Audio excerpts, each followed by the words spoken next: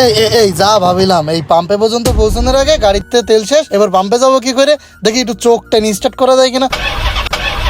আরে এবার দোকানে তো তেল পাওয়া যেত, আরে বন্ধ করে দিলেছে। আরে সর্বনাশ, ভাই ভাই ভাই বন্ধ করেন না, বন্ধ করেন না ভাই। কি হয়েছে? দোকান বন্ধ করতে বারণ দিচ্ছেন? ভাই। আপনি বন্ধ করে দিছেন, আমি তো খুব বিপদে পড়ে গেছি, আমার একটু তেল লাগতো। ভাই আমার কাছে কোনো তেল মেল নেই, আমি তেল মেল দিতে পারবো না, পাম্পের তে আমার তেল দিচ্ছে না। ও ভাই কি করছেন, আমার তো এক ফুটা তেলও নেই গাড়িতে। আমি ভাবিলাম যে একটু পাম্পে পর্যন্ত যাই নিতে পারি কিনা তেল, তার আগে তো বন্ধ হয়ে গেল। ভাই কোনোভাবে দেওয়া যায় না তেলের লাইন করে? এই তো মুরগি একটা পাইছি, এইবারে রে ফিটিং দি তেলের ব্যবস্থা আমি করতে পারি, কিন্তু 400 টাকা লিটার দেওয়া লাগবে আমারে। যদি 400 টাকা লিটার দেন তাহলে একটা ব্যবস্থা করবো আমি।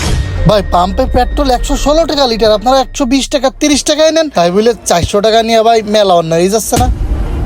এ ভাই আপনারে কলাম না আমার কাছে তেল মেল নেই, যান যান যান, আমার সাইকেলটা যে কনে। এ ভাই ভাই একটু কম নিয়ে নেন, ব্যবস্থা করেন ভাই। ভাই পারবেন তো 400 টাকা লিটার দিতে? জ্বালাই যখন পরিচয় আসছে ভাই, ঠিক আছে ভাই তেল তোমার দোকানে রাখা নেই, ওই পাশে চলেন, আপনার ব্যবস্থা করে দিচ্ছি। এখন আবার ওই পাশে ঠেলে ঠেলে নিয়ে ওই তো ওই সাইডে চলেন, আসেন আসেন ভাই আসেন।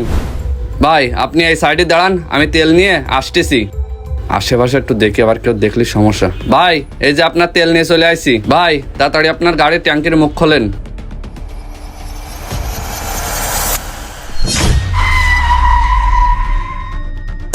এই কি রে, পুলিশ এনে আবার কি করতে আসলে? এই এখানে কি হচ্ছে? তোরা তেল কনে পাইছিস? ওভার রেটে তেল বিক্রয় করিস তাই না? ওভার রেটে কনে বেচতেছি? ওই আগে তেল কিনা ছিল ওই দামই রয়েছে 130 টাকা লিটার।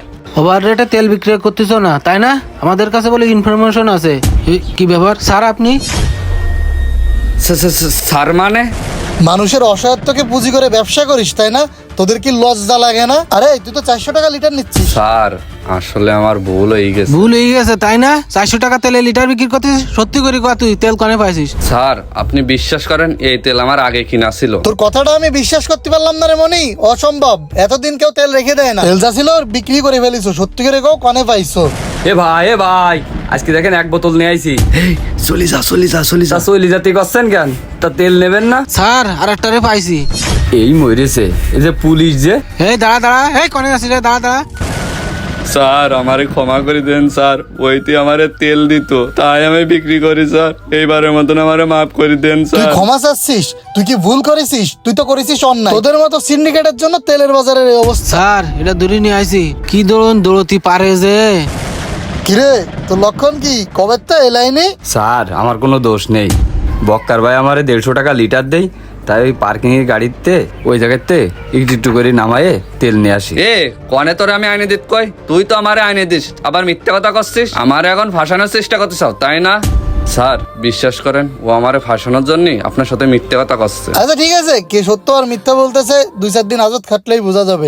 এই তাহলে নিয়ে যাও এদেরকে। ঠিক আছে স্যার, এই চল। স্যার এবারের মতন মাফ করে দেন না।